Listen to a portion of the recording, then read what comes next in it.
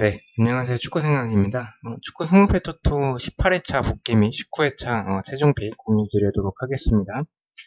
고정 댓글에 최종픽 같은 경우에는 몇 초부터, 몇 분, 몇 초부터 시작하는지 남겨놓을 테니 그 부분부터 참고해 주실 분들은 참고해 주시면 될 것 같고요. 그 복귀는 간단하게 찍고 그 다음에 바로 최종픽으로 넘어가도록 하겠습니다. 이거는 제가 오랜만에 좀 프로토를 가봤어요. 프로토를 가봤고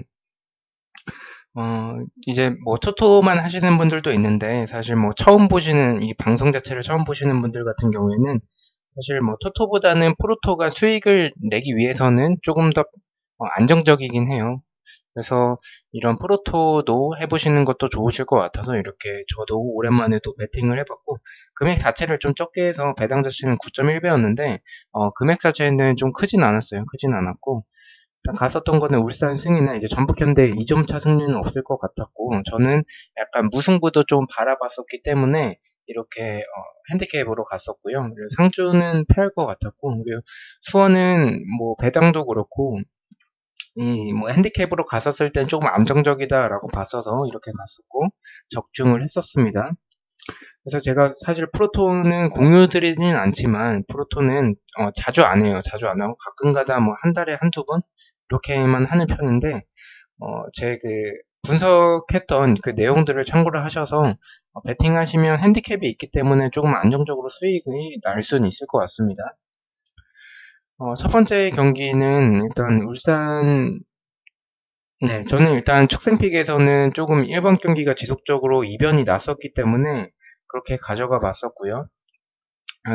그래서 이 이변으로 가져가 봤었는데 최종픽과 그리고 독식픽에서는 울산의 승을 갔었고 전북현대 무승부로 가봤었습니다. 그래서 축생픽에서는 전북현대 승으로 가서 적중을 했으나 최종픽과 독식픽에서는 틀렸고요. 이 경기도 좀 아쉬웠던 그런 부분이 있습니다. 그리고 세 번째 경기 같은 경우에는 이제 상주와 포항 이 경기는 좀 승패로 나눠질 것 같은 경기여서 독식픽에서는 승으로 갔었고요. 이 최종픽 같은 경우나 축생픽이나 다 상주의 패로 갔었어요. 상주의 패로 갔었고 상주 상무의 이 측면 공간들을 포항이 잘 노릴 수 있을 것 같다라고 생각을 했었고요. 4번 경기 같은 경우에는 최종픽에서는 단통 무승부로 갔었고 이 축생픽과 독식픽에서는 축생픽에서 단통 무승부로 갔었고 그리고 최종픽과 축생픽에서는 독식픽에서는 이제 수원의 승으로 갔었고요. 그리고 최종픽에서는 이렇게 이 경기 조금 위험하다라고 생각을 해서 지었었던 그런 경기입니다. 볼프스부르크는 무승부로 가긴 했는데 이 경기는 2대0으로 전반전에 이기고 있었기 때문에 그래도 이건 좀 안정적으로 승으로 가겠다라고 생각을 했는데 그 전반 막판과 후반전에 실점을 하면서 동점으로 비겼었고 이 5번과 7번 경기 둘 중 한 경기는 무승부가 뜰 것 같은 그런 느낌이다라고 제가 말씀을 드렸었고 둘 중 한 경기가 5번 경기가 들어왔습니다.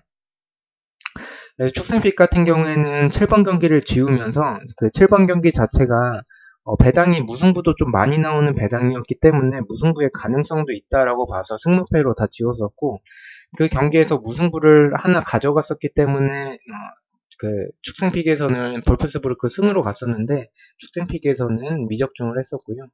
디셀도르프 경기 같은 경우에는 도르트문트가 이 경기는 어떻게 보면 무승부에 조금 더 가까웠던 그런 경기였었던 것 같고 자칫했으면 도르트문트가 패배할 수도 있었을 것 같아요. 그 1대1 찬스가 디셀도르프한테 있었는데 그것을 놓치면서 이 후반 추가 시간에 홀란드 선수에게 실점을 하면서 패배를 했죠.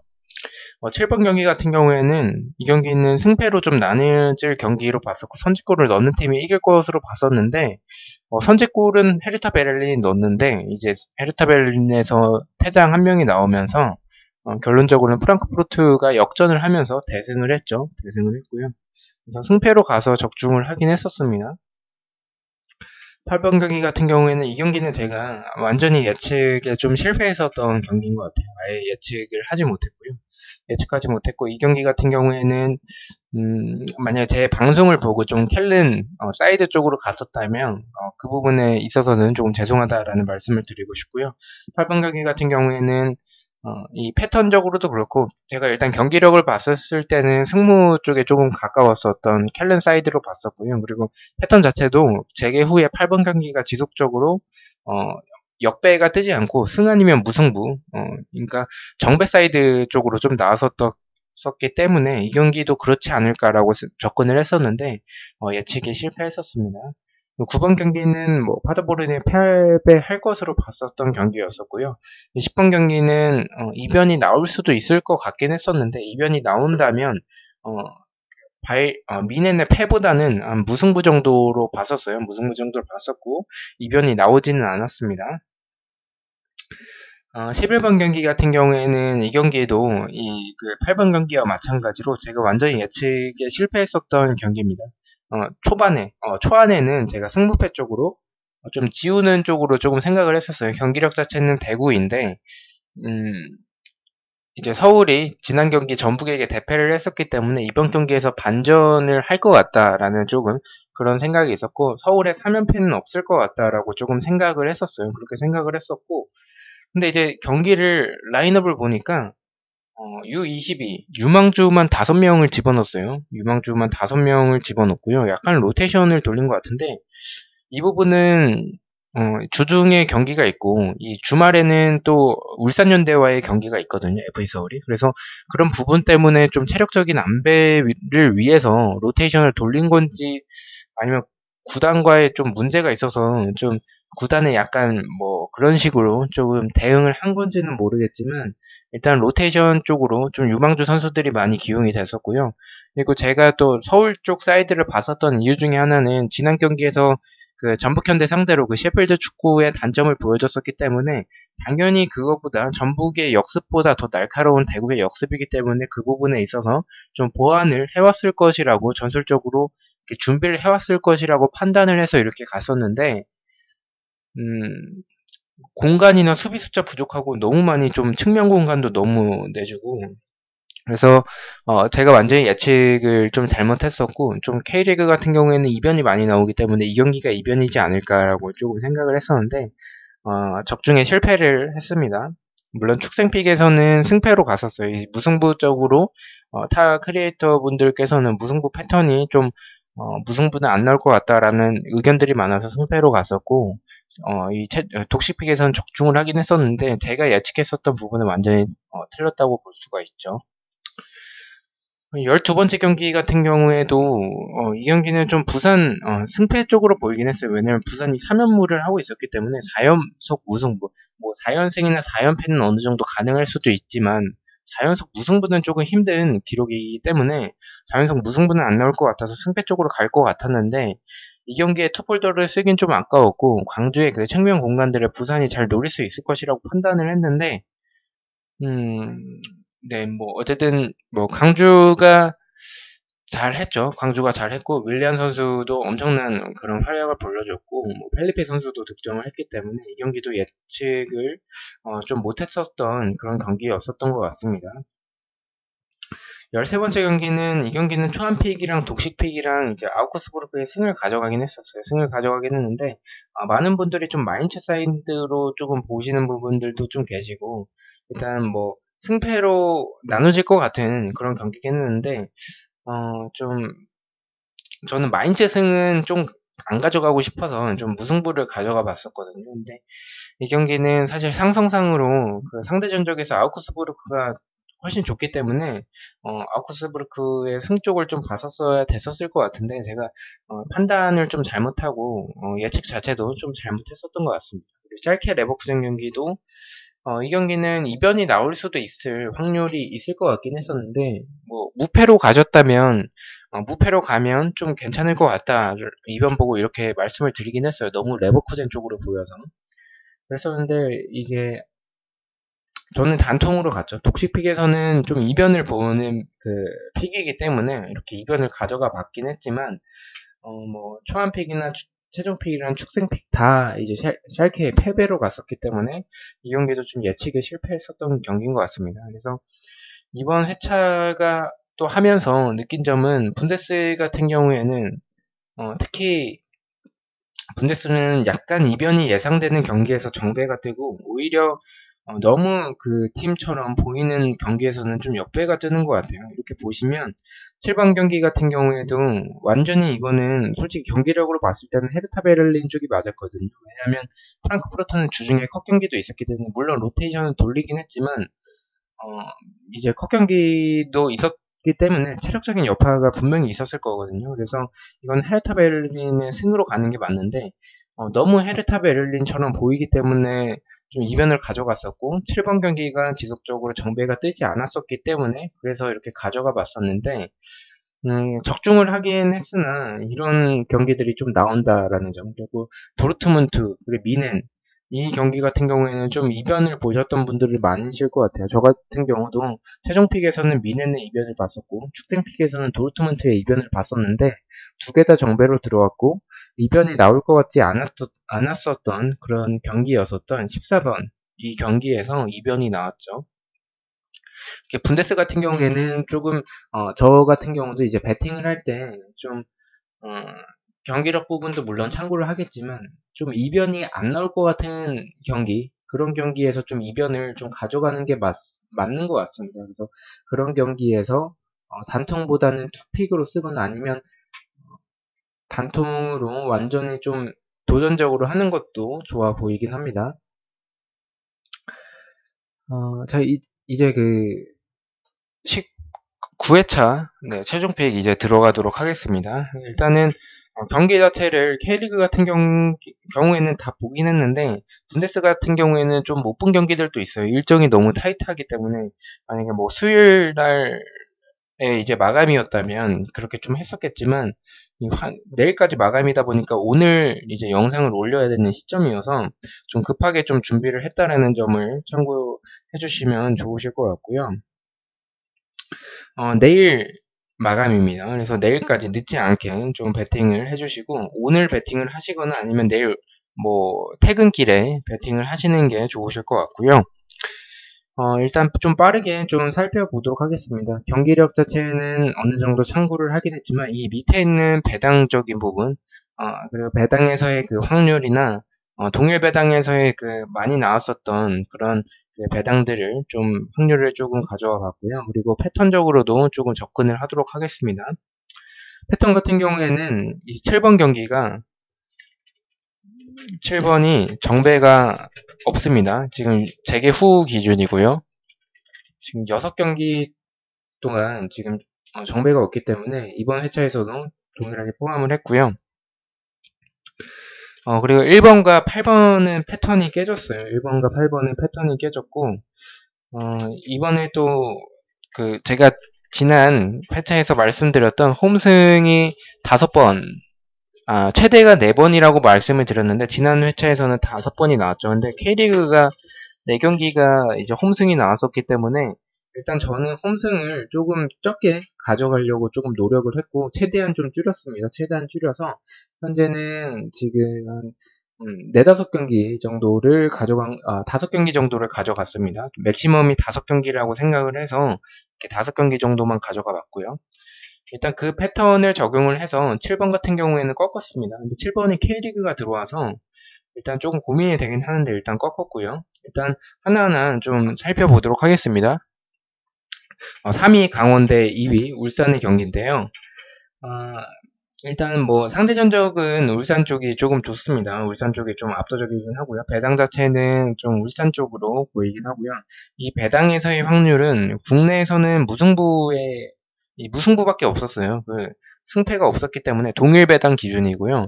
해외 같은 경우에는 좀 승패가 좀 많아서 이 경기가 좀 고민이 많이 됐었던 경기이긴 해요. 이 1번 경기 그리고 2번 경기 둘 중 한 경기는 조금 부러질 것 같은 이번 회차만큼에서는 좀 부러질 확률이 높다라고 생각을 하거든요. 근데 지금 강원이 이렇게 봤었을 때는 사실 전북을 좀 무승부로 가져가는 것도 좋으실 것 같아요. 좋으실 것 같은데 저는 조금 생각을 조금 달리 하긴 했었고요.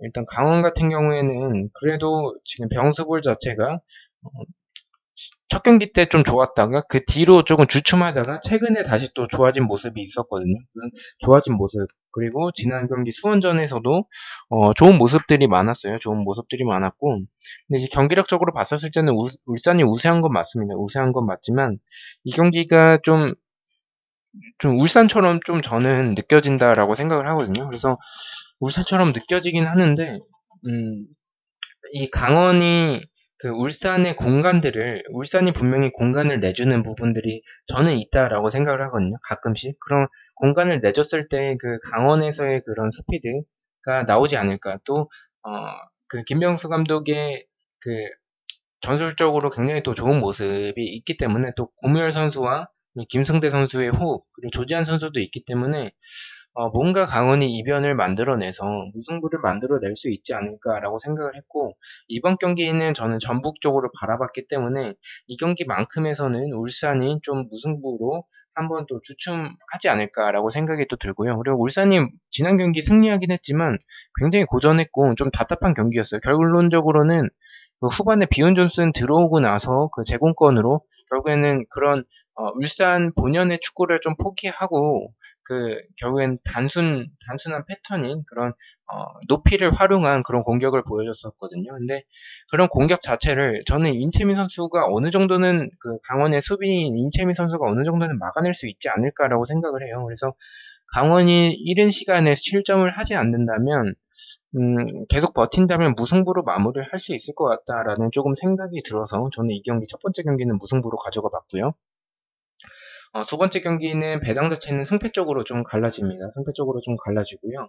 이동국 선수는 지도자로 이제 교육을 받으러 갑니다. 그래서 이번 경기 출전하진 못하고요. 어, 일단 이 경기도 좀 고민을 했어요. 왜냐면 포항이 지난 경기에서 상주와의 경기에서 좋은 모습을 보여줬다라고 생각을 하긴 하지만, 또 포항의 그런 사이드의 그런 그 공백을 전북이 과연 잘 노릴 수 있을까에 대해서는 조금 의문이 들긴 합니다. 왜냐면 결국에는 무릴로 한교원이 있긴 하지만 그 지난 시즌에 문선민과 로페즈에 비해서 확실히 약해졌기 때문에 조금은 고전을 전북이 할 수도 있을 것 같았고, 또 전북이 내주는 그런 측면 공간, 가끔씩 그런 측면 공간을 내줬을 때 포항의 팔라시오스나 지난 경기에서 뭐 송민규 선수나 또 팔로셰비치도 좋은 모습을 보여줬고 일류첸코 엄청난 모습을 보여줬죠. 그래서 이 경기도 이변으로 가져가는 것도 좋지 않을까라고 생각을 하긴 했지만 전북이 로테이션을 좀 돌렸어요. 지난 경기. 로테이션을 좀 어느 정도 이용 선수도 좀 쉬게 해주고 뭐 조규성은 아예 결장을 했었고요. 그리고 김보경 선수가 지금 최근에 좀 지난 경기 PK까지 못 넣으면서 좀 분위기가 안 좋긴 한데, 지금 김보경 선수가 좋지 않더라도 로테이션 자원들이 또 워낙에 또 이 포항 상대로 좀 강하기 때문에, 또 포항 같은 경우에는 축구 자체가 이런 그 활동량이 좀 많은 축구를 하죠. 좀 압박이 좋고 이런 역습 위주로 좀 역습에서도 좀 좋은 그런 스피드를 보여주는 팀이기 때문에 활동량 자체가 좀 많은 편이에요. 그래서 포항은 항상 보면 후반전에 조금 힘이 빠지는 그런 경기들이 좀 많거든요. 그래서 이번 경기에서도 이 주중에 또 치러지는 경기고 며칠 쉬지 못하고 치르는 경기이기 때문에 체력적인 부담이 있을 것으로 봤고, 또 전북 같은 경우에는 주말에 또 어느 정도의 로테이션을 돌리기 때문에 전북이 이번 경기 잡지 않을까라고 조금 생각을 하고 있습니다. 그래서 저는 포항의 단통 패로 이변을 보지 않고 가져갔고요. 3번 경기까지도 정배를 좀 가져가 봤습니다. 성남과 수원의 경기인데요. 이 경기는 제가 밑에 그 배당의 확률을 안 썼죠. 배당의 확률을 안 쓴 이유가 승무패가 다 어느 정도 비슷하게 나오는 배당이에요. 그래서 이렇게 쓰진 않았고요.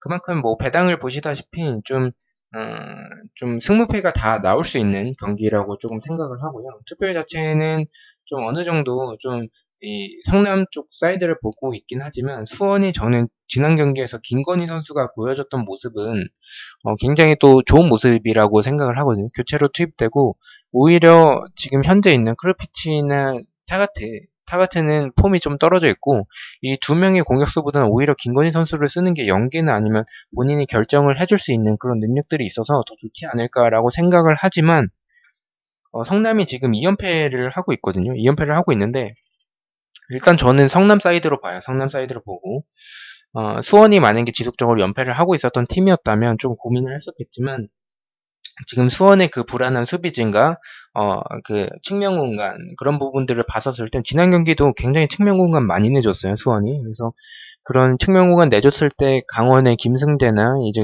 그 조지한 선수에게 조금 당하는 모습들이 좀 많았었고, 또 명준희 선수가 공격적으로 어시스트를 좀 하긴 했지만 결국에는 그런 명준재 쪽의 그 측면 공간도 분명히 내줬었던 모습들이 있었거든요. 그래서 그 측면 공간들이나 그런 부분들을 그 성남 선수들이 잘 활용을 할 수 있을 것 같아요. 홍지호 선수도 가능하고 또 임선영 선수가 좌측 측면으로 나가는 그런 모습들이 굉장히 또 좋기 때문에 그 좌측 측면은 성남에서의 좌측 측면은 수원에서의 우측이죠. 그 우측 자체는 명준재 쪽 라인이기 때문에 저는 성남이 이번 경기에 또 오랜만에 또 승리를 하지 않을까. 최근 분위기 안 좋았던 모습을 반등을 좀 할 수 있을까, 반전을 할 수 있을 것이라고 봐서 성남의 단통 승으로 가도록 하겠습니다. 4번 경기 같은 경우에는 글라드바흐 대 볼프스부르크인데 일단 배당 자체는 좀 승무 쪽으로 좀 높아요. 그리고 글라드바흐의 플레 선수가 이제 경고 누적에서 복귀를 하는데 저는 이번 회차에서는 이 4번 경기와 6번 경기가 좀 엮어서 좀 하는 게 좋을 것 같다라고 조금 생각을 했어요. 지난번에는 그 베를린 경기, 이제 그 경기와 볼프스부르크 경기를 좀 엮었었는데, 이번에는 우니온 베를린이랑 글라드바흐가 좀 배당적인 측면이나 아니면 투표율적인 측면에서 봤었을 때는 좀 이 경기 둘 중 한 경기는 무승부가 나올 것 같다라고 봤었고, 저는 6번 경기를 무승부로 봤거든요. 그래서 4번 경기를 정배인 글라드바흐 승으로 가져가 봤고요. 일단 뭐 가져간 부분은 확률적으로 봤었을 땐 사실 글라드바흐 무승부에 그리고 우니온 베를린의 승을 좀 추천을 드리긴 합니다. 그 배당적으로 봤었을 땐. 근데 저는 제가 들었던 생각은 글라드바흐가 좀 세트피스가 불안한 부분이 있어요. 근데 볼프스부르크가 세트피스가 좋기 때문에 그 부분 경기력적으로 봤었을 때는 조금 무승부의 확률이 높고 좀 승부 쪽으로 가면 좀 안전한 경기라고 생각이 들긴 하지만 일단 저는 폴더 자체를 많이 가져가진 않았고 주중 경기이기 때문에 그리고 플레 선수가 복귀한다라는 점 그리고 글라드바흐는 지금 갈 길이 바쁘죠. 볼프스부르크는 사실 어, 그 챔피언스 리그를 노리기에는 조금 무리가 있어요. 근데 글라드바흐는 이 경기 꼭 잡아야 되거든요. 이 경기 꼭 잡아서 레버쿠젠과의 그 챔피언스 리그 경쟁을 해야 되기 때문에 그런 동기부여적 측면이나 아니면 플레 선수가 복귀했었을 때 그 wolfsburg의 그런 그 수비진을 봤었을 때는 글라드바흐가 이런 압박이나 역습에서의 속도도 나쁘지 않기 때문에 승리를 할 수 있을 것 같다라는 조금 생각이 들어서 배당적으로는 무승부 쪽도 어느 정도 가능성이 있지만 저는 단통 승으로 가도록 하겠습니다. 5번째 경기입니다. 파리 프라이부르크 대 시비리 헤르타의 경기인데요. 일단 배당적으로는 승패 쪽에 가깝고요. 그리고 헤르타 베를린은 딜로선 선수가 부상이에요. 근데 헤르타 베를린의 딜로선 선수가 차지하는 역할이 좀 크긴 해요. 크긴 해서 이 부분에 조금 고민을 하긴 했지만 저는 프라이부르크가 정배를 근데 그 지금 사실 정배는 헤르타 베를린이 받았는데 투표율은 프라이부르크가 정배예요. 일단 저는 배당적으로 봤었을 때는 무승부의 확률은 조금 적기 때문에 무승부보다는 승패 쪽으로 본다면 프라이부르크 쪽으로 저는 좀 프라이부르크가 몰린 경기들은 좀 불안하다라고 생각을 하고 있어요. 그리고 프라이부르크가 최근에 그래도 어느 정도 괜찮은 모습들을 보여주고는 있지만 아직 경기력적으로 봤었을 때는 순위에 비해서 좋은 경기력은 아니라고 좀 생각을 하고, 또 프라이부르크가 공간을 수비적으로 굉장히 또 많이 내주는 부분들이 있기 때문에 그런 공간들을 헤르타 베를린이 노릴 수 있다라고 생각을 해서 프라이부르크의 단통 패로 가도록 하겠습니다. 이변을 보고, 물론 배당 자체는 정배지만 투표율이 역배이기 때문에 저는 완전히 이변을 보고 패로 가도록 하겠습니다. 6번째 경기. 이 경기는 일단 안드리 선수도 우니온 베를린에서 이제 복귀를 했어요. 경고 누적에서 복귀를 했고 파더보린이 사실 최근에 분위기가 그렇게 좋지는 않죠. 좋지는 않고 사실 강등이 확정됐다라고 보시면 될 것 같은데 또 브레멘에게 또 대패를 했기 때문에 그럴 것 같은데 이거는 사실 승으로 안전하게 가신다면 승으로 가시는 게 좋은데 저는 조금 이변을 보고 좀 저는 우니온 베를린이 이렇게 배당적으로 낮게 받고 이렇게 투표율이 몰릴 경기는 조금 아니라고 좀 생각을 했어요. 아니라고 좀 생각을 했고, 우니온 베를린이 켈른 상대로 그래도 좋은 모습을 보여줬긴 했지만, 켈른이 후반기에 켈른은 너무 좀 팀이 좀 그래 그 지금 부상 선수들도 있고 좀 많이 좀 떨어진 상태입니다. 떨어진 상태여서 그런 부분을 참고했었을 때는 우니온 베를린의 최근 분위기도 좋지 않고 파더보른이 재개 후에 무승부가 좀 많은 팀이기 때문에 이 경기 이변으로 무승부 정도 나올 수 있지 않을까라고 생각을 해서 단통 모로 가보도록 하겠습니다. 자, 7번 경기 일단은 배당은 승리가 좋고요. 그리고 해외 같은 경우에는 무패가 높은 게 아니라 무패가 동일합니다. 어느 정도 좀 무승부와 패가 좀 비슷하다, 라고 보시면 될 것 같아요. 무승부와 패배의 확률이 좀 비슷하다라고 생각을 해주시면 될 것 같고, 확률 자체는 이 광주 쪽이, 좀 정배 쪽이 좀 맞다라고 생각을 하는데, 일단 뭐 상대 전적에서 인천이 좀 괜찮고, 말씀드렸던 그 7번 경기 저는 이변으로 또 동일하게 이변으로 가져간다라고 패턴적으로 말씀을 드렸고요. 또 광주와 인천, 저는 강주가 수비적으로 봤었을 때는 그런 측면 공간이나 아니면 그 크로스 공격에서의 조금 약한 모습들이 굉장히 또 많이 보였었거든요. 그런 모습이 좀 강주가 지난 경기에서도 그 부산 상대로 크로스 공격에 좀 약한 모습을 좀 보여줬었어요. 그래서 저는 인천이 지난 전북전에서 보여줬던 그 크로스 공격 한두 차례 날카로운 모습들이 있었기 때문에 이 경기 이변이 일어날 수도 있지 않을까라고 생각을 해요. 그래서 아까 말씀드렸던 분데스리가 같은 경우에는 이변이 안 느껴지는 경기들이 이변이 나오기 때문에 그런 경기들을 좀 가져가 봤고, K리그 같은 경우에는 리그 첫 승 자체가 분위기가 안 좋고 나올 것 같지 않은 느낌일 때 이제 첫 승이 나오거든요. 그래서 성남과 대구 경기, 그 경기는 좀 성남 사이드로 좀 많이 보셨었는데 대구가 이변으로 승리를 했었고요. 또 그리고 수원과 강주 경기도 투표율이 한 60%가 넘어갔었어요. 수원 쪽으로. 근데 그 경기 이변으로 또 강주가 첫 승을 했죠. 이 경기도 마찬가지로 광주가 저는 3연승을 할 만큼의 모습은 또 아니라고 생각을 하고, 또 엄원상 선수가 복귀예요. 부상이에요.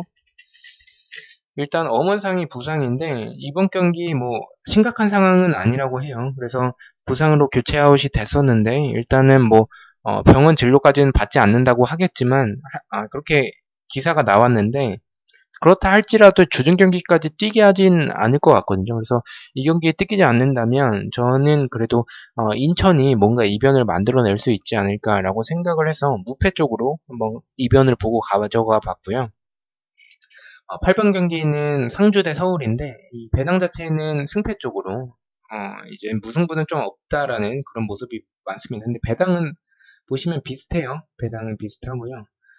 저는 이 경기 일단 무승부가 없다면 이 서울이 지금 3연패를 하고 있거든요. 그리고 인천이 지금 4연패 중이에요. 인천이 4연패 중이어서 5연패까지는 저는 5연패 광주한테 패하면 이번 시즌 그냥 거의 강등이라고 봐도 될 것 같아서 이 경기만큼은 어떻게든 잡을 것 같고요. 또 인천 같은 경우에는 이재성 선수가 코치진과의 불화가 있었죠. 코치진과의 부상이 아니었고 코치진과의 불화가 있어서 지금까지 계속 출전을 안 했었는데, 인천이 하도 지금 문재현 선수가 PK 내주고 막 그러다 보니까 급해서 이제 이재성 선수를 투입을 했는데, 저는 이재성 선수가 투입하고 나서 그 없을 때와 있을 때의 차이는 좀 크다라고 생각을 했고, 지난 전북 경기에서도 이재성 선수가 있음으로 해서 어느 정도 안정이 되었었던 부분들이 있었다라고 생각을 해서 저는 그 7번 경기 이변으로 가져가 봤고요.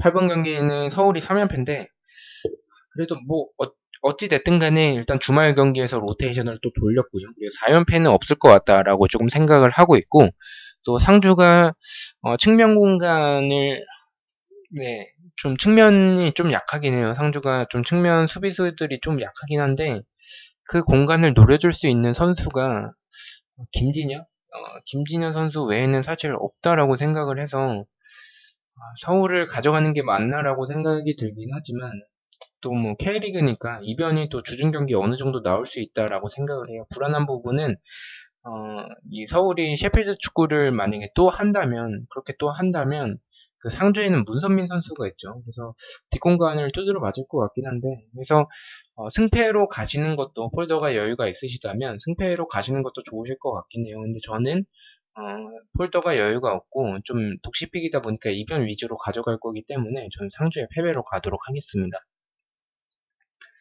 9번 경기입니다. 부산과 대구 경기인데요. 이 경기는 배당으로 봤었을 때는 무패, 대구 사이드 쪽으로 가능하고요. 대구 사이드 쪽이 조금 높습니다. 근데 투표율이 좀 많이 몰리긴 했죠. 제가 말씀드렸던 그 K리그에서 첫 승 자체가 나올 것 같지 않은 경기에서 좀 나온다는 부분을 착안을 해서 7번 경기도 이렇게 이변을 가져가 봤고요.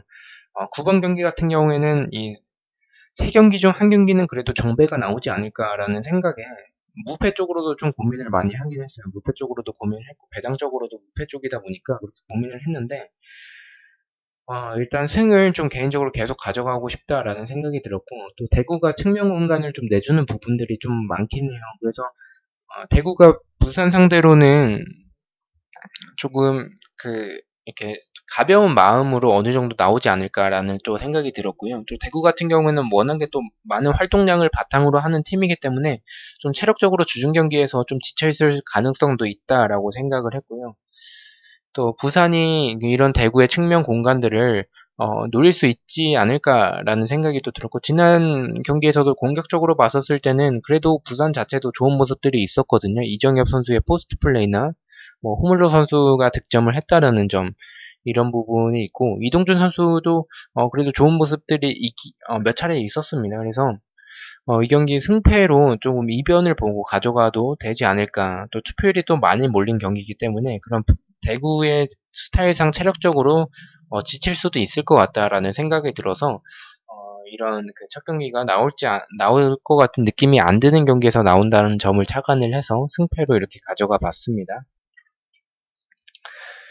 10번째 경기입니다. 12위 프랑크푸르트 대 9위 샬케인데요. 일단 배당 자체는 승 쪽이 조금 많아요. 승 쪽이 많은데 저는 이 경기 좀 프랑크푸르트가 저는 이렇게 투표율이 좀 몰리면 좀 불안하다라고 생각을 하거든요. 아까 말씀드렸던 프라이부르크처럼 그래도 프라이부르크보다는 더 불안한 팀이 프랑크푸르트라고 생각을 해요. 그래서 이런 프랑크푸르트가 근데 샬케가 일단은 샬케와 오늘 있었던 레버쿠젠 경기를 아직 못 봤어요. 아직 못 봐가지고 그 경기를 봤었으면 더 참고가 됐었을 것 같은데 만약에 그 경기에서도 샬케가 못했었다라고 생각을 하신다면 프랑크푸르트의 승을 좀 가져가시는 걸 추천을 드리긴 하는데 프랑크푸르트도 수비적으로 좀 불안한 부분들이 있고 또 지난 경기 승리하긴 했지만 결국에는 퇴장이 없었더라면 어떻게 보면 이제 그 헤르타 베를린에게 질 뻔했을 수도 있을 경기라고 생각을 하거든요. 그래서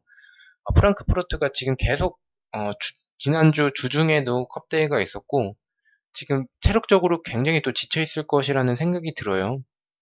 왜냐면 2주 전에는 브레멘과의 그 리그 경기가 있었고 주중에 리그 경기가 있었고 주말 경기 리그 경기 치르고 또 그 다음 주 주중에 컵대회 치르고 그 다음에 며칠 전에 있었던 주말에 있었던 그런 경기까지 치렀던 거고 또 주중에 리그가 있기 때문에 체력적으로 좀 많이 지쳐있을 것이라고 보고 또 지금 동기부여 자체가 두 팀 다 사실 없거든요.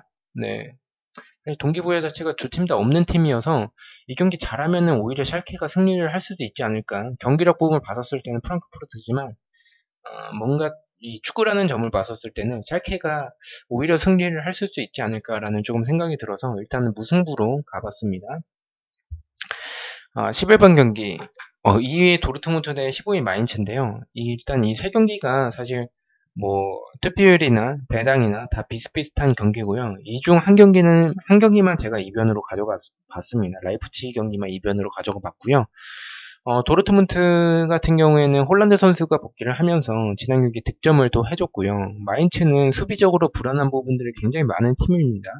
그래서 공격적으로는 이런 키송이나 오니시와나 전방에서 해결해 줄 수 있는 어느 정도의 선수들이 있긴 하지만 수비적으로는 뭐 크로스 노마크나 뭐 이런 수비적으로 불안한 부분들이 굉장히 많은 팀이에요. 그래서 도르트문트가 마인츠 상대로 승리를 할 수 있는 가능성이 높다라고 생각을 하고 또 뭐 우승 경쟁에서 조금 멀어졌을 수도 있지만 그래도 미넨이 언제 또 부러질지 될지 모르는 상황이기 때문에 그래도 도르트문트 이 경기 또 잡을 수 있을 것이라고 생각을 합니다. 그래서 저는 이 경기 단통 승으로 봤고요. 12번 경기 일단 라이프치히는 폴센 선수가 부상이고요. 이 라이프치히의 재개 후의 패턴을 보면 재개 첫 경기에 비겼고요. 그 다음 경기에 이겼고요. 그 다음 경기 비기고요. 그 다음 경기 이기고요. 이런 식으로 계속 반복이 됐었습니다. 그렇게 반복이 돼서 패턴 자체가 끊어진 게 없었어요. 뭐 2연승을 하거나 2연무를 하거나 이런 게 없었고 승하고 다음 경기 무승부, 그리고 그 다음 경기 승하고 또 그 다음 경기 무승부, 이런 패턴을 보여주고 있어서 이 경기에서 패턴적으로는 지난 경기 호펜하임을 또 승리를 했죠. 승리를 했기 때문에 이번 경기는 또 무승부를 할 타이밍이다라고 생각을 했고, 이런 폴센 선수가 부상이라는 점, 이 두 팀을 봤었을 때는 레버쿠젠이 하베리치 선수가 지난 경기 복귀해서 출전을 했고, 도르트문트는 홀란드가 복귀를 했죠. 라이프치히는 폴센 선수가 부상이고, 이런 패턴적인 측면에서도 라이프치히인데, 경기력적인 측면에서도 이런 라이프치히가 아무래도 이런 공간을 디셀도르프처럼 조금 내려앉고 이제 역습 카운터 축구를 하는 팀들 상대로는 조금 버거워하는 모습들이 있습니다. 공간이 없기 때문에. 그리고 라이프치히가 그렇게 가둬놓고 패다 보면 디셀도르프가 지난 경기 도르트문트와의 경기에서도 그렇고 분명히 찬스가 디셀도르프한테도 올 거예요. 그래 디셀도르프가 역습에서의 스피드가 워낙에 좋은 팀이기 때문에 그런 찬스들을 만들어낼 수 있을 것이라고 생각을 하긴 합니다. 그래서 저는 이 경기 조금 이변으로 보고 무승부로 가도록 하겠습니다. 13번째 경기입니다. 레버쿠젠 대 켈른. 이 경기는 하베리츠 선수가 복귀를 했고요. 사실 이 라이프치히 경기보다는 레버쿠젠 경기가 그 배당적인 측면에서는 무승부 확률이 이 앞선 두 경기보다는 높아요. 그래서 조금 안전하게 가시고 싶으시다는 분들은 이제 무승부를 가져가시면 될 것 같은데, 저는 이 경기는 일단 라이프치히의 그 이변을 봤기 때문에 이 경기는 정배로 가져갔고요. 그리고 두 번째 이유는 켈른의 수비가 너무나도 불안정하고, 또 켈른 자체는 동기부여가 크게 없습니다. 레버쿠젠은 챔피언스 리그에 진출을 하기 위해서 이 순위 자체를 지켜야 하고요. 그래서 그런 부분 봤었을 때는 켈른이 또 공간을 또 많이 내죠. 그런데 그런 공간을 내줬을 때 좋은 팀은 당연히 레버쿠젠이죠. 그래서 레버쿠젠 하베르츠나 알라리오 선수가 득점을 하지 않을까라고 생각을 해서 단통승으로 갔고요. 마지막 14번째 경기입니다. 13위 아우크스부르크 대 7위 호펜하임의 경기인데요. 일단 배당 자체는 국내 배당에서는 좀 호펜하임 쪽이 조금 높고요.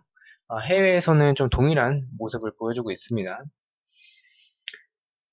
저는 일단은 그 아우크스부르크가 수비적으로 이 경기는 좀 배당 자체로는 호펜하임 쪽이긴 하지만 그래도 경기력적인 부분에서도 저는 호펜하임이 조금 더 낫다라고 생각을 하거든요. 크라마리치 선수가 복귀를 했다라는 점이 있고, 그리고 아우크스부르크 같은 경우에는 그냥 수비적으로 측면 공간을 좀 내주는 부분들이 있어요. 근데 그런 측면 공간을 내줬을 때 호펜하임은 후방 빌드업 그리고 크로스 공격이 좋은 팀이죠. 크로스 공격이 굉장히 또 좋은 팀이어서 그런 아우크스부르크가 측면 공간을 내줬을 때 호펜하임의 측면에서의 크로스 그리고 크라마리치의 이런 득점 한 방이 있지 않을까, 그래서 호펜하임이 승리하지 않을까라고 생각을 했고, 또 동기부여적 측면에서 접근을 했었을 때도 아우크스부르크보다는 호펜하임이 유로파권을 노려볼 수 있는 상황이기 때문에 이런 부분에서는 호펜하임이 조금 더 동기부여 측면이 더 높지 않나라고 생각을 해요. 그래서 저는 아우크스부르크의 단통패로 갔습니다. 자, 이렇게 해서 14경기 배팅을 했고요. 4,000원만 배팅을 했어요. 원래 2,000원만 가려고 했는데 아까 보여드렸던 프로토에서 9.1배를 탔죠. 그래서 그게 적중을 해서 이렇게 4,000원으로 조금 욕심을 내서 이렇게 가봤고요. 주중 경기는 사실 그 2월 될 확률이 굉장히 높아요. 주말 경기보다는. 그리고 또 투표율이 라이프치히, 도르트문트, 레버쿠젠 이렇게 투표율이 많이 몰렸을 때는 지난 회차처럼 투표율이 몰린 경기들이 좀 많이 없으면 2월이 될 확률이 좀 적은데, 이런 그렇게 몰려있는 투표율이 많았을 때는 이 경기에서 한 두 경기 정도가 부러지면 2월 될 확률이 높기 때문에 2월 되지 않을까라고 생각을 합니다. 이변이 또 굉장히 많이 나올 것 같고요. 그래서 저는 조금 더 주말 경기 쪽에 조금 더 집중을, 2월금이 아마도 이제 2월이 된다면 2월금이 포함된 그 주말 경기에 집중을 하는 게 더 낫지 않겠냐라고 조금 생각을 하고 있고요. 그래서 저는 내일 이제 K리그 초안픽으로 찾아뵙고요. 그리고 수요일 날 분데스리가 초안픽 및 초안픽 배팅 내용, 그리고 금요일 날에 주중에 있었던 경기들을 포함해서 최종 픽에 반영을 하고요. 그리고 토요일 새벽에 축생픽, 독시픽 올리도록 하겠습니다. 시청해주셔서 너무나도 감사드리고 구독과 좋아요 너무나도 감사합니다. 감사합니다.